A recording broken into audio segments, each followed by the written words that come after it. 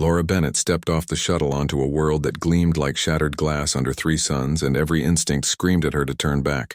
But she walked forward anyway because 20 billion lives depended on what happened in the next few hours.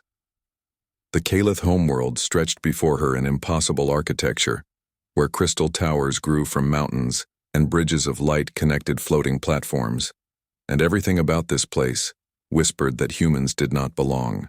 Here among beings who had conquered half the known galaxy before Earth even discovered fire.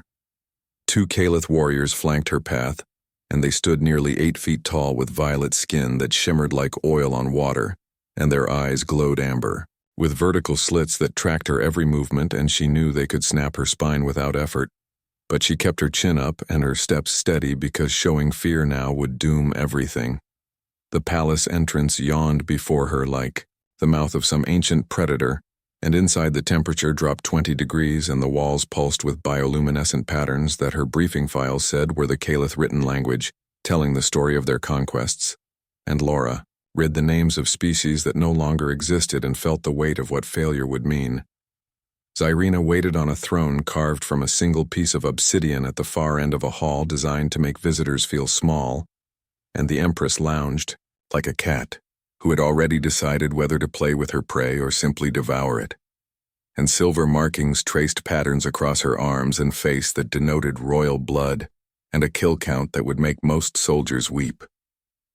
Laura walked the length of that hall alone while her footsteps echoed, and she felt hundreds of eyes watching from alcoves and balconies.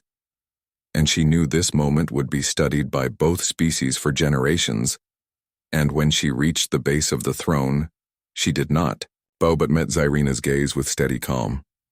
The Empress leaned forward and her voice came out like silk wrapped around a blade when she spoke, and she said that 12 species had sent diplomats begging for peace in the last century, and all of them had left in body bags or not at all, and she asked Laura what made humans think they would fare any better. Laura smiled, and it was not a diplomatic smile, but something with teeth, and she said that humans did not come begging because they knew what the Calith had forgotten.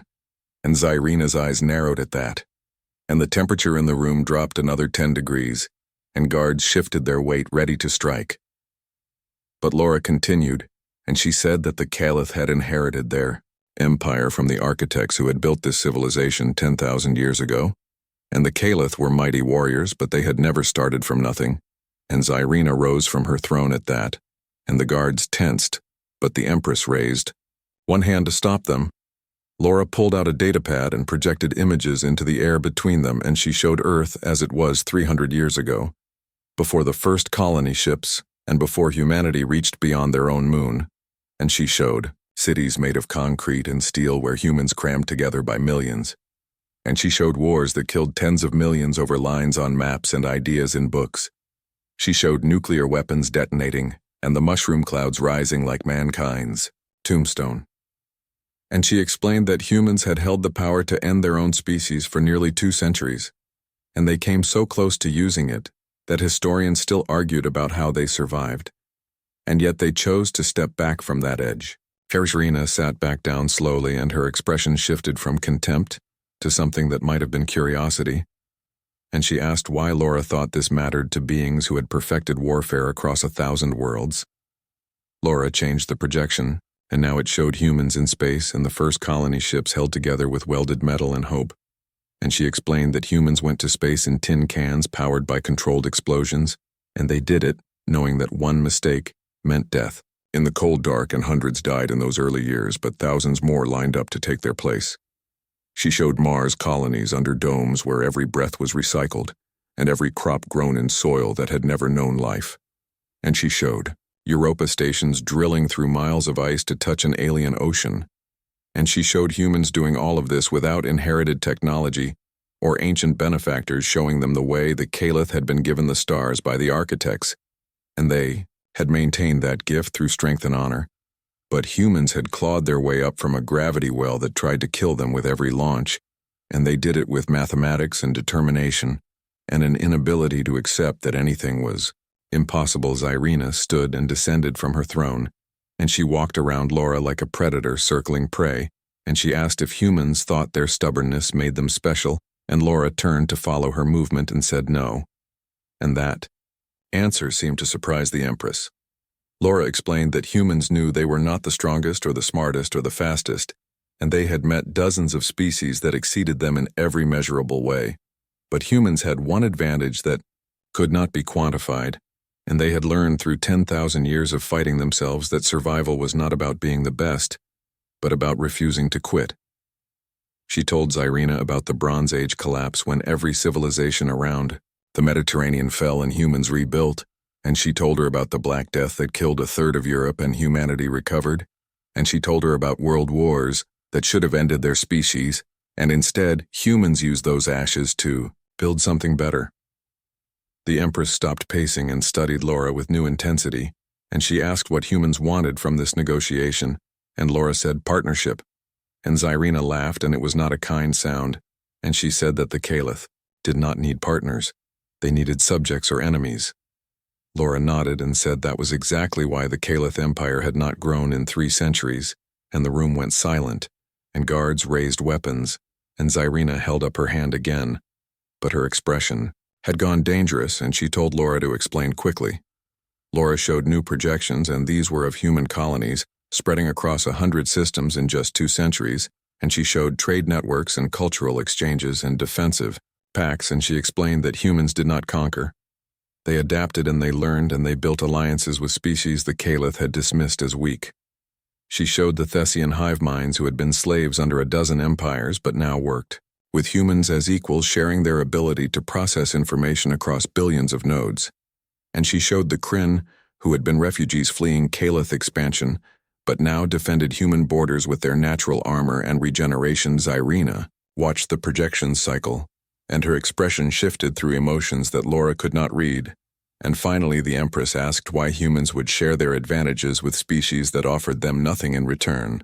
Laura put away the data pad and spoke without props or presentations, and she said that humans learned the hard way that strength came from diversity, and that a chain of different metals held stronger than one of uniform links, and that humanity nearly destroyed itself.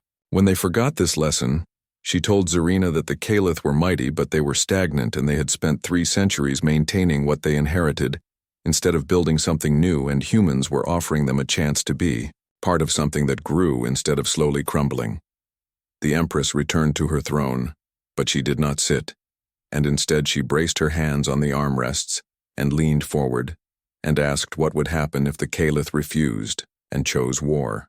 Instead, Laura met her eyes and did not look away, and she said that humans would fight and they would lose millions, and their colonies would burn, and their ships would be destroyed, but they would not surrender, and every battle would cost the Caliph more than they gained, and eventually the math would turn against them.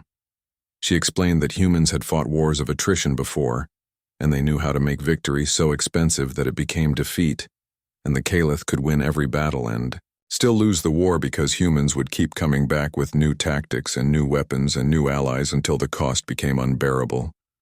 Xyrina straightened and her markings flared brighter, and she said that the Caliph did not fear cost, and Laura smiled and said she knew that, but asked if the Empress wanted to spend the next century bleeding her people, dry fighting beings who would never quit, or if she wanted to build something that would make both species stronger.